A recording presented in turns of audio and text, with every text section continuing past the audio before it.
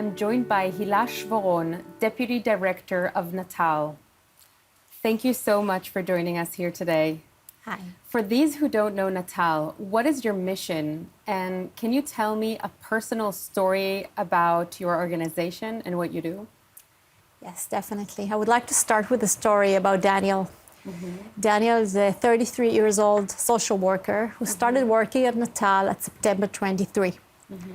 It was less than a month after that, at October 8th, that he was drafted to reserve service. He's an officer in the IDF. He served for 320 days during that war.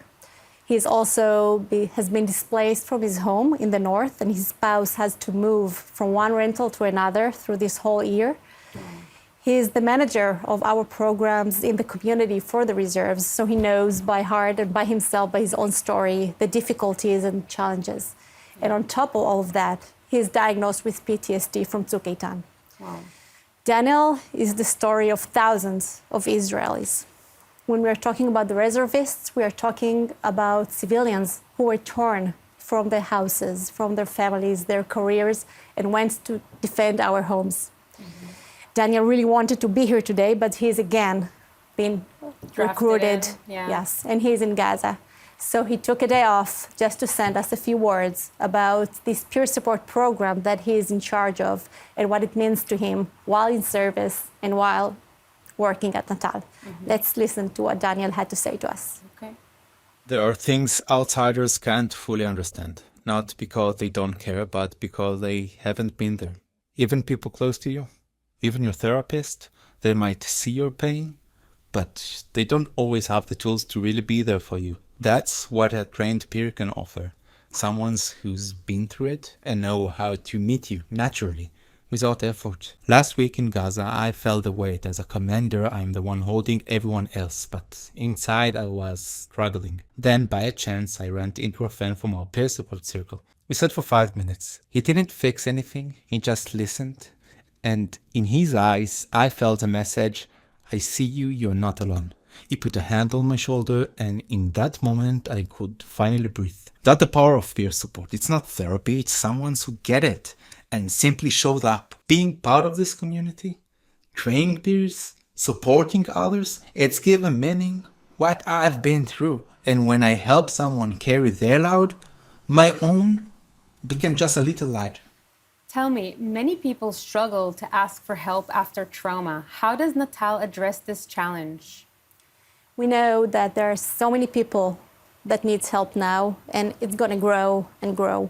The state comptroller report has claimed that there are going to be over 2 million Israelis who would need any kind of help, who would cope with at least one symptom of post-trauma. We understand that we don't have enough psychotherapists, and we know that not everybody needs just the traditional treatment. So our peer support program, the one that Daniel was talking about, is our way to reach everybody at the time of the scene, wherever they are, whenever they are, to reach out to them. We train first responders, reservists. We give them all the tools that they need to address stress or any kind of emotional needs in the time that they are in the field. And they know how to listen, to validate, to normalize, to listen.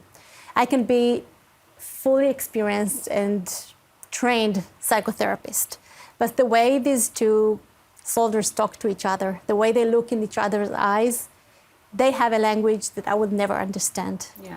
The way they can help each other is a way that us, the professionals, we have other tools, but we can't do the same job that they are doing.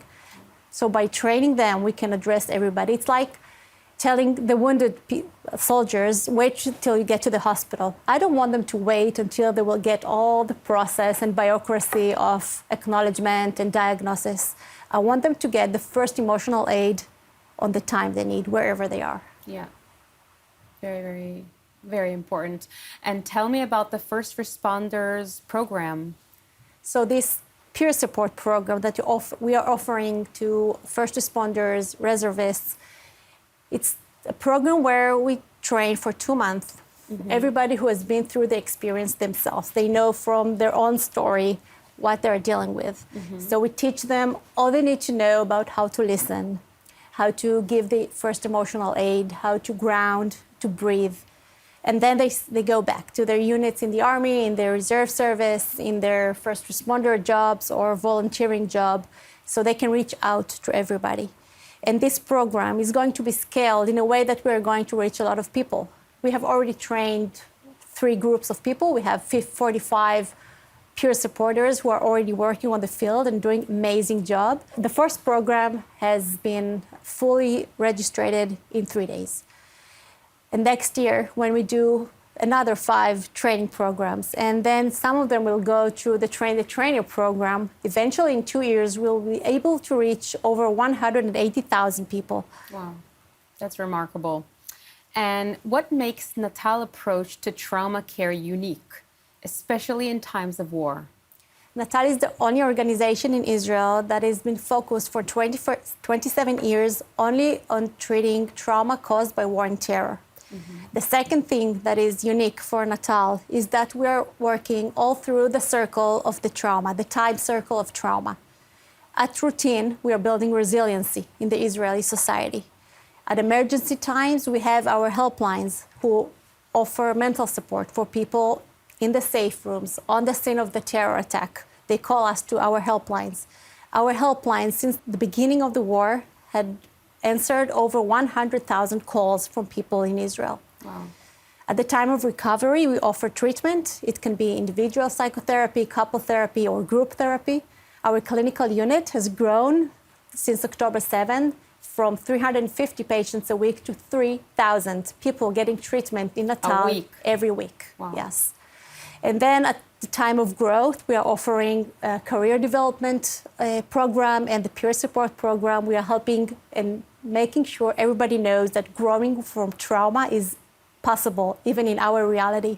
Yeah. And this is a place to thank our colleagues and friends from the U.S. Last year, we went to the U.S. and learned about the peer support program. We went to Boulder Crest Foundation.